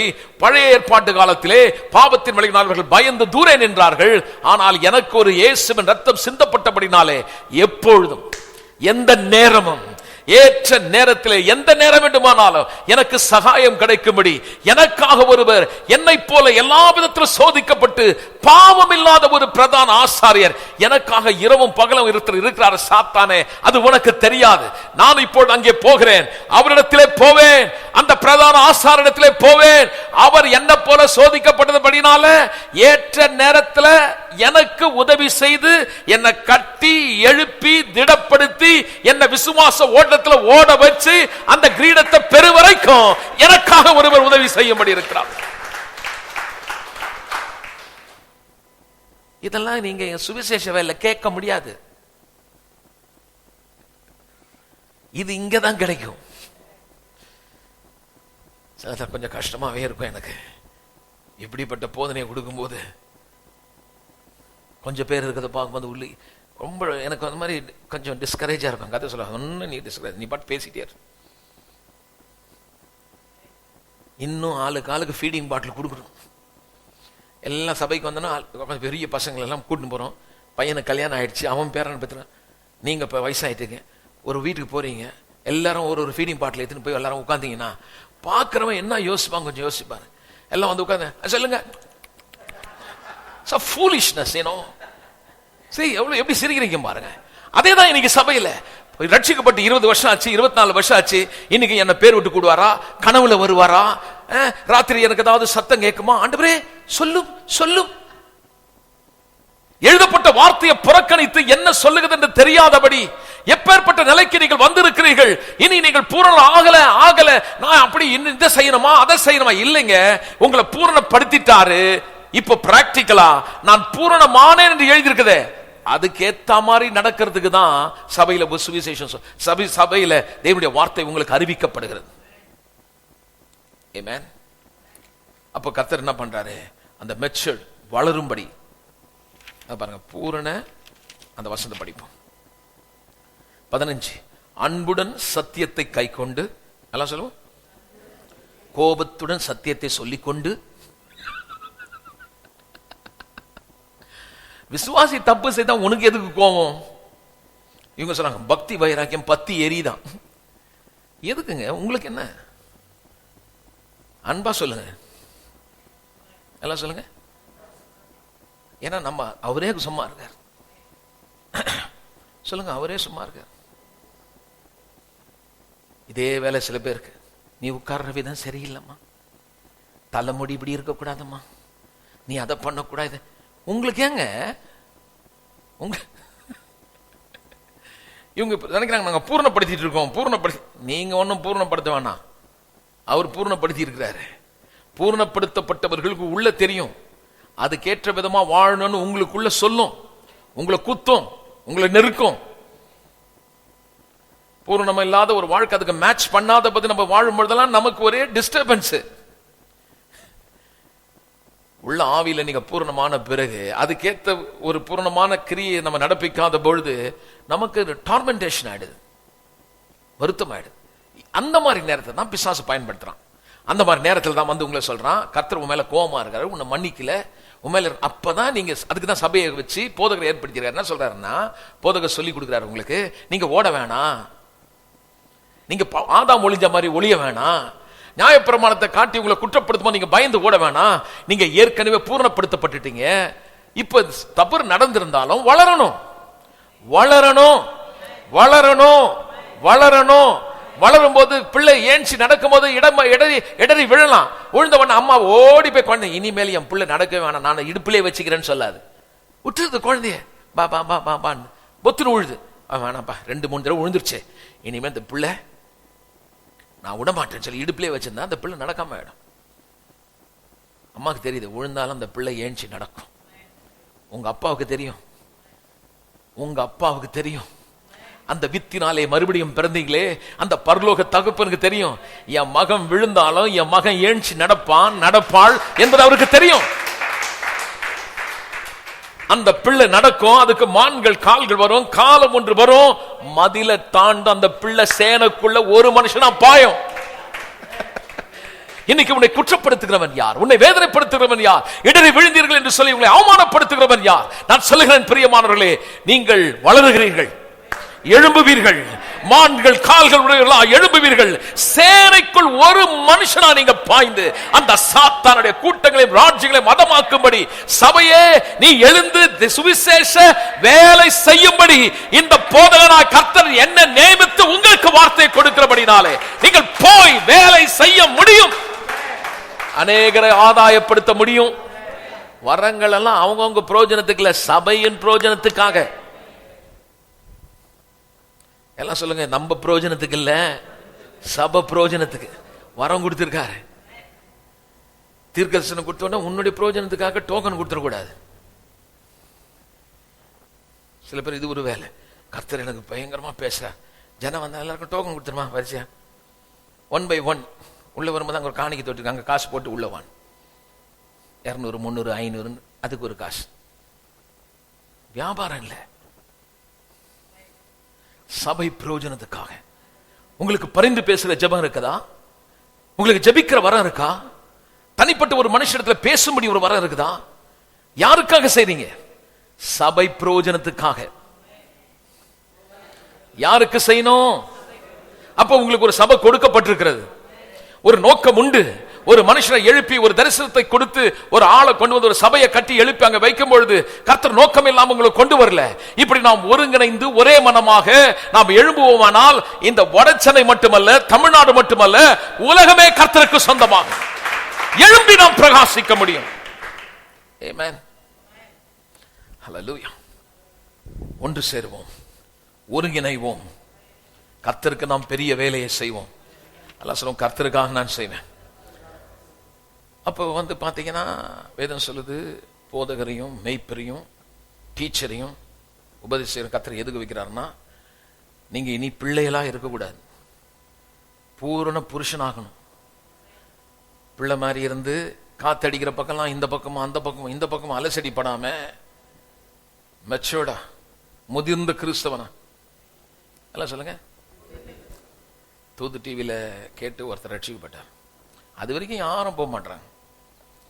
ஒரு ஆள் ரட்சிக்கப்பட்டார்னா உடனே அப்படியே தேனீக்கள் மாதிரி ஏதாவது போய் அவர்கிட்ட போய், அவருக்கு ஏதோ கனவு வந்துடுச்சா உடனே அதுக்கு விளக்கம் சொல்லணும். இந்த பேய், அந்த பேய், இந்த பேய்.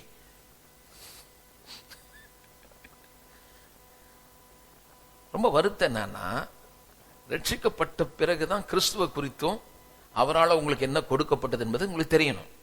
அதுக்கு பதிலா கிறிஸ்துவ நிமித்தம் பாடுகளும் கிறிஸ்துவ நிமித்தம் உபத்திரவங்களும் எந்த விதமான ஆவிகளால் நீங்கள் அலசடிப்படுவீர்கள் என்பது சொல்லப்படுகிறது.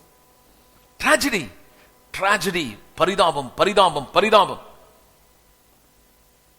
நெருக்கங்களும் பாடுகளும், கிறிஸ்துவ நிமித்தம் வரக்கூடிய துன்பங்கள், உபத்திரவங்கள், கஷ்டங்கள், எந்த விதமான சிலுவை, எப்படிப்பட்ட சிலுவை எல்லாம் நமக்கு கொடுக்கப்பட்டிருக்கிறது, எத்தனை விதமான ஆவிகள் இருக்கிறது, இதைத்தான் சொல்லிட்டு இருக்காங்க. கவனிங்க, கிறிஸ்துவினாலே நீங்கள் பூரணமாக்கப்பட்டு அவராலே நீங்கள் எப்படிப்பட்ட இந்த பூரண பாதையில எப்படி நடக்க முடியும் என்று சொல்லப்பட்டு, உங்கள் எதிராளியை தேவன் எப்படி அவனை வெளியரங்க கோலமாக்கி சிலுவையில் வெற்றி சிறந்தார். அந்த போன வாரம் உங்களுக்கு சொன்னேன், ஞாபகம் இருக்குதா உங்களுக்கு? இயேசுநாதரை கொண்டு போய் சிலுவையில பிசாசு வெளியரங்கமான கோலமாக்கி நிறுத்தினான். அவன் சொன்னான், நீ தேவனுடைய குமாரனால் சிலுவை விட்டு இறங்கி வா. ஓபன் ஷோ டிக்ளேர் பண்றான், ப்ரொக்ளைம் பண்றான். அங்க சேனை வீரர்கள் பேசலைங்க, யூதர்கள் பேசல, அவங்க உள்ள இந்த அசுத்தாவி பேசுது, ப்ரொக்ளைம் பண்ணுது. சிரிக்கிறாங்க, கேலி பண்ணி சிரிக்க. ஆவிகளை வல்ல பிசாசு ஆவிகள் சிரிக்குது. அது நினைச்சது, அந்த ஆவிகள் நினைச்சது அவ்வளவுதான், முடிஞ்சிருச்சு. செத்துட்டாரு, மரித்தார். பாவம் தன்மேல் விழுந்தபடினாலே ஆவியிலே பிரிவு ஏற்பட்டு ஆவியிலே அவர் மரித்த பிறகு, பிதாவை ஏன் என்னை கைவிட்டீர் என்று சொல்றாரு. ஏன்னா அந்த பிரச்சனம் துண்டாயிடுச்சு. என் பாவம், உங்க பாவம், உங்க சாபம், என் சாபம், எல்லா உலக மக்களுடைய ஒட்டுமொத்த பாவம் அவர் மேல் வந்தவுடனே அவருக்கு மரணம் ஏற்பட்டது. செத்து போனவனே சிரிக்கிறான். அநேகரை ரட்சிக்கன்னு சொன்னா தன்னை தானே ரட்சிக்க திராணி இல்லாதவன் சொல்லி கேவலப்படுத்தி பேசினான் பிசாஸ். செத்த உடனே அவர் ஆவி பாதாளத்துக்கு போச்சு. மேல நின்று சிரிச்ச அத்தனை ஆவிகள் இருக்கக்கூடிய வாசஸ்தலமாகிய ஹேடிஸ், ஷியோல், பாதாளத்துக்கு போச்சு. அங்க போய் சிறைப்பட்டவர்களை சிறையாக்கி, அதான் போன வாரம் எடுத்து காட்டினேன். ஆபிரகாம், ஈசாக்கு, யாக்கோப்பு எல்லாருமே அங்க இருக்காங்க, பாதாளத்துல ஹையர் லெவல்ல இருக்காங்க. இன்னொரு கீழே இருக்குது. அது யார் பார்த்தீங்கன்னா ரட்சிக்கப்படாதவர்கள், தெய்வ தூதர்கள், கெட்டு போன தெய்வ தூதர்கள். அதங்க இருக்குது. எப்படி ஒரு ராஜா போய் தன்னுடைய நாட்டில் யுத்தத்துக்கு போகும்போது ஏற்கனவே சில பேரை இந்த ஊர்ல இருக்கிறவனை அடிமைப்படுத்தி அங்க வச்சிருக்கான். இவன் போய் யுத்தம் பண்ணி அங்க அடிமைப்பட்டவர்களை, சிறைப்பட்டவர்களை சிறையாக்கி கொண்டு வந்து தன் நாட்டில் மக்களுக்கு காட்டுறான். இவர்களை நான் மீட்டுட்டு வந்துட்டேன். அங்க இருக்கிற கொள்ளை பொருளை எடுத்துட்டு வந்து காட்டுறான். கோல்டு அண்ட் சில்வரை கொட்டி காட்டுறான். அதுபோல சீயோன் பர்வதத்திலே நம் ராஜா இயேசு ராஜா மேல ஏறி சொல்றாரு, சிறைப்பட்டவர்களை சிறையாக்கி மேல வந்து சொல்றாரு, நான் இவர்களை விடுதலையாக்கி வெளியே வந்து அங்க நடந்த ஒரு காரியத்தை சொல்றாரு. என்ன நடந்து தெரியுமா? இங்க மேல அவன் காட்டினான், நான் அவன் இடத்திலேயே போய் அங்க ஆபிரகாம் இருக்கிறாரு, ஈசாக்கு இருக்கிறாரு, யாக்கோப் இருக்கிறாரு, ஆதாம் இருக்கிறாங்க. அங்க ஒரு ஓபன் ஷோ நடக்குது. ஆதியிலே வஞ்சித்த அந்த ஆதாம அவன் வல்லமையெல்லாம் பறித்து, அவன் அதிகாரத்தெல்லாம் பறித்து, கொலைஸ் 2ஆம் அதிகாரம் சொல்லுது, ஓபன் ஷோ ஆக்கி அவன் கையிலிருந்து எல்லாவற்றையும் வெற்றி சிறந்து ஜெயிச்சு மேல வந்து சொல்றாரு, வானத்திலும் பூமியிலும் சகல அதிகாரம் எனக்கு கொடுக்கப்பட்டிருக்கிறது. இனி என்னுடைய பேரை வச்சு நீங்க என்ன சொன்னாலும் அது உங்களுக்கு கொடுக்கப்படும். என் நாமத்தினாலே இந்த பூமியில் எவைகள் எல்லாம் கட்டுவீர்களோ அது பரலோகத்தில் கட்டப்பட்டிருக்கும். எனக்கு அதிகாரம் கொடுக்கப்பட்டிருந்தார். புரிஞ்சவனா? ஆமென் சொல்லுங்க. அல்லேலூயா. இப்ப நீங்க சாதாரண ஆள் கிடையாது. Ordained by God. தேவனாலே நீங்கள் தெரிந்து கொள்ளப்பட்ட அம்பாசிடராக, ஸ்தானபதியா இருக்கீங்க. நம்ம ரட்சிக்கப்பட்டவன வேற ராஜ்யம் வந்துட்டோம். இது நம்ம இடம் கிடையாது. இது we are not of the world. நம்ம உலகத்தான் இல்ல, இங்க இருக்கிறோம். ஒரு எம்பசி போட்டு கொடுத்திருக்காரு. அமெரிக்காக்காரன் இங்க இருந்துகிட்டு விசா கொடுக்குற மாதிரி நம்ம எல்லாம் இங்க அம்பாசிடருங்க. நம்ம ஊர் வேற, இங்க இருந்து அமெரிக்கா போறதுக்கு எப்படி விசா கொடுக்கறானோ அந்த மாதிரி உங்களை என்ன இங்க வச்சிருக்காரு. வரவங்களாம் விசா கொடுத்து தேவராஜ்யத்துக்கு சிட்டிசன்ஷிப்பை கொடுத்துக்கின்னு இவர் பேரை சொல்லி சொல்லி சாப்பா குத்தி பரிசுத்தாவின் முத்திரை குத்து, இந்த ஊர்ல இருக்க வேணாம், இந்த ஊருக்கு வா, இந்த ஊருக்கு வா, இலவசமா விசா கொடுத்துக்கிட்டே இருக்கிறோம்.